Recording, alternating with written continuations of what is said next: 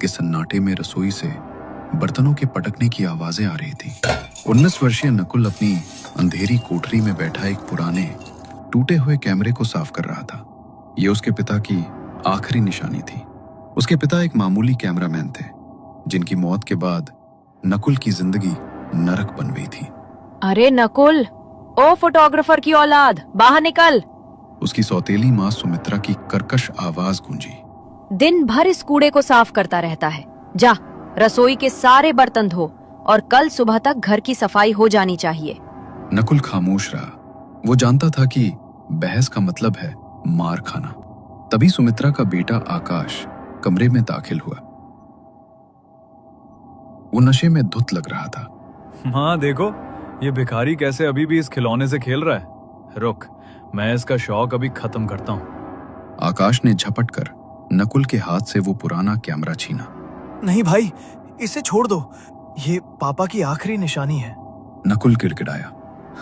पापा की निशानी? ये ले। आकाश ने कैमरे को जमीन पर पटका और अपने भारी जूतों से उसे कुचल दिया। कड़क की आवाज के साथ कैमरे के लेंस के टुकड़े टुकड़े हो गए। उसने वो टुकड़े उठाए और खिड़की के बाहर वाले कचरे के ढेर पर उसे फेंक दिया। अब जा और कचरे के ढेर में और उसके पास वाले नाले से अपने बाप की यादें ढूंढ। सुमित्रा ठहाका मारकर हंसी। उसने नकुल को गर्दन से पकड़ा और घर से बाहर धक्का दे दिया। आज रात बाहर ही सड़, खाना नहीं मिलेगा तुझे। अपमान और भूख से बिलखता नकुल पागलों की तरह गलियों में भागने लगा। वो शहर से दूर उस इलाके में पहुंच गया जहां पुराना कबाड़ खाना और शमशान की सीमा मिलती थी। रात के 2 बज रहे थे और कोहरा इतना घना था कि कुछ ही दूरी पर स्थित बिजली के खंभे भी नहीं दिख रहे थे।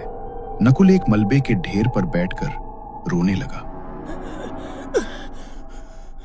तभी पास ही मिट्टी के नीचे से उसे एक फीकी काली धात्विक चमक दिखी। उसने कौतूहलवश मिट्टी हटानी शुरू की। वहां एक भारी चमड़े का थैला दबा था।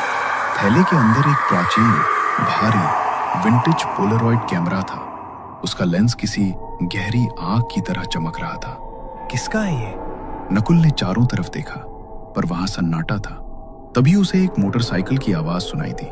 आकाश अपनी बाइक पर नकुल का पीछा करते हुए वहां आ पहुंचा था। वो नकुल को अकेले पाकर उसे और पीटना चाहता था। अबे ओ भिखारी, तो तू यहाँ छिपा है? आकाश बाइक से उतरा। वो कबाड़ खाने के उस भारी लोहे के गेट के पास खड़ा हो गया, जो सालों से जंग खाकर जर्जर हो चुका था। आज तुझे ऐसी मार मारूंगा कि तू फोटोग्राफी भूल जाएगा। नकुल का हाथ कांपते हुए कैमरे के शटर बटन पर गया। उसने अनजाने में ही आकाश की तरफ लेंस घुमाया और बटन दबाया। क्लिक की आवाज हुई। कैमरे से कोई रोशनी नहीं निकली, लेकिन एक ठंडी लहर नकुल के शरीर से होकर गुजरी। कुछ ही पलों में कैमरे के नीचे से एक पोलरॉइड तस्वीर बाहर निकली। नकुल ने कांपते हाथों से उसे टॉर्च की रोशनी में देखा। तस्वीर अभी साफ हो ही रही थी, लेकिन जो दिखा उसने नकुल के रोंगटे खड़े कर दिए। तस्वीर में आकाश उसी गेट के नीचे दबा हुआ था। उसका चेहरा खून से लथपथ था और उसकी आंखें फटी हुई थी। ये क्या है? नकुल चिल्लाया। आकाश, वहां से हटो, वो गेट गिरने वाला है। पागल हो गया है क्या? आकाश हंसा और उसी गेट को जोर से झटकाने लगा। देख, ये मेरा कुछ नहीं बिगाड़ सकता। तभी पास के रेलवे ट्रैक से एक भारी मालगाड़ी गुजरी। जमीन में ऐसा कंपन हुआ कि गेट के पुराने बोल्ट एक एक करके उखड़ने लगे। नकुल ने अपनी आंखों से देखा। दृश्य बिल्कुल वैसा ही था जैसा तस्वीर में ठीक 2 मिनट पहले दिखा था।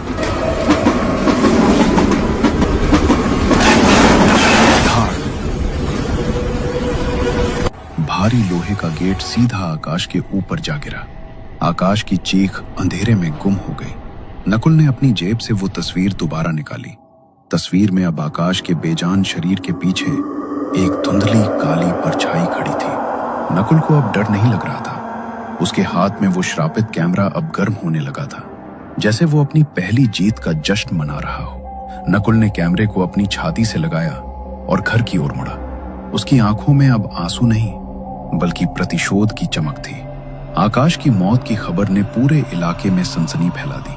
लेकिन पुलिस ने इसे एक हादसा मानकर फाइल बंद कर दी। पुराना गेट, जर्जर दीवार और मालगाड़ी का कंपन, सब कुछ तार्किक जो था।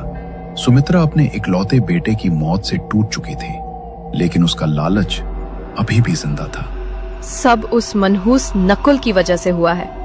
इस कमीने नकुल की वजह से ही मेरे बेटे की जान गई है। वो रोती कम और कोसती ज्यादा थी। नकुल अब बदल चुका था।